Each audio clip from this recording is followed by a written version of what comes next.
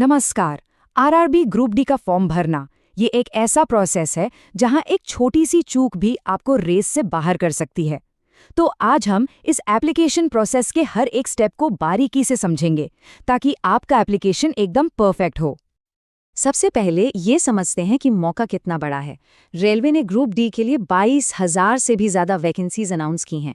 ये वाकई एक बहुत बड़ी अपॉर्चुनिटी है जिसे सही स्ट्रैटेजी के साथ पाया जा सकता है। जी बिल्कुल, दांव पर बहुत कुछ लगा है। देखिए, फॉर्म में की गई एक छोटी सी गलती या गलत स्ट्रैटेजी ये न सिर्फ आपका एप्लीकेशन रिजेक्ट करवा सकती है, बल्कि कई बार ऐसा भी होता है कि अच्छे मार्क्स लाने के बाद भी आपको एक ऐसी नौकरी मिल जाती है जो आपके लिए शायद सही ही न हो। तो चलिए इस पूरी प्रोसेस को 5 आसान हिस्सों में समझते हैं। हम शुरू करेंगे उन कॉमन मिस्टेक से जिनसे हमें बचना है, फिर बात करेंगे सही जोन और पोस्ट चुनने की स्ट्रैटेजी पर, और आखिर में फॉर्म भरने की टेक्निकल डिटेल्स को भी कवर करेंगे। तो सबसे बड़ी गलती क्या होती है? कोई स्पेलिंग मिस्टेक? नहीं, सबसे बड़ी और सबसे कॉमन गलती है स्ट्रैटेजी की कमी। खासकर जब बात आती है पोस्ट प्रेफरेंस, यानी कि आप कौन कौन सी पोस्ट को प्राथमिकता दे रहे हैं, ज्यादातर लोग यहीं चूक जाते हैं।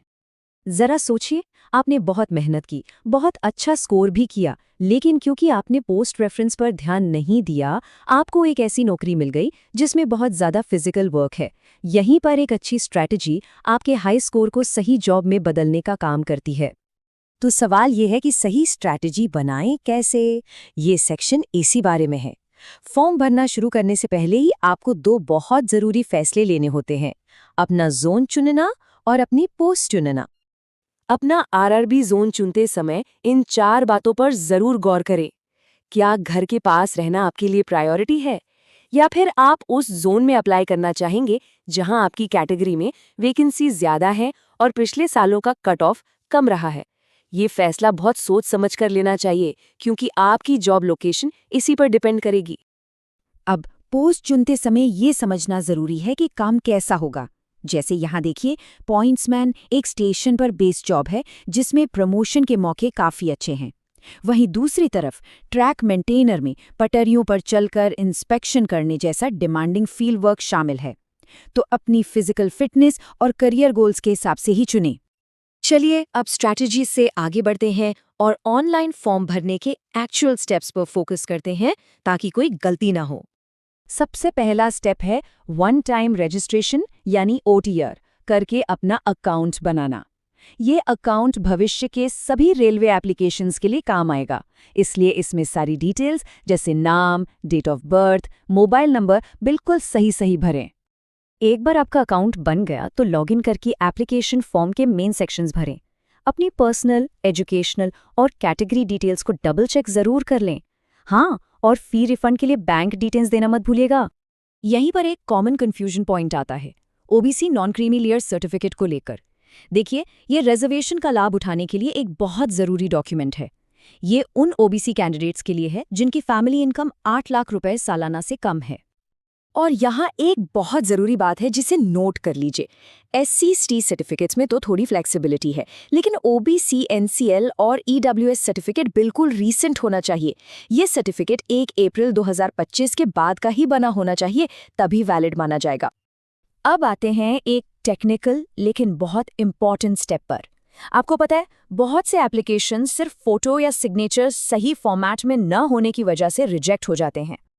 इस बार एक बहुत ही खास नियम है। आप पहले से खींची हुई फोटो अपलोड नहीं कर सकते। एप्लीकेशन भरते समय आपको वेबसाइट के पोर्टल से वेबकैम के थ्रू एक लाइव फोटो क्लिक करनी होगी।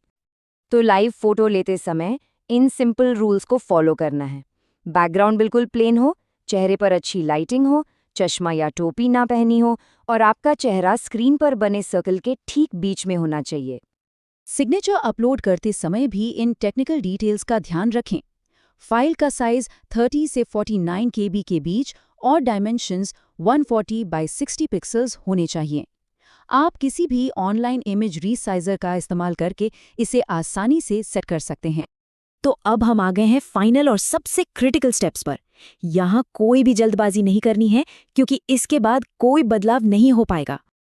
ये है आपकी फाइनल चेकलिस्ट। अपनी पोस्ट प्रेफरेंसेस को एक बार फिर से चेक करें।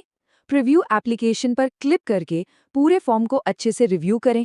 डिक्लेरेशन बॉक्स को टिक करें और फिर सबमिट करें और पेमेंट प्रोसेस को कंप्लीट करें।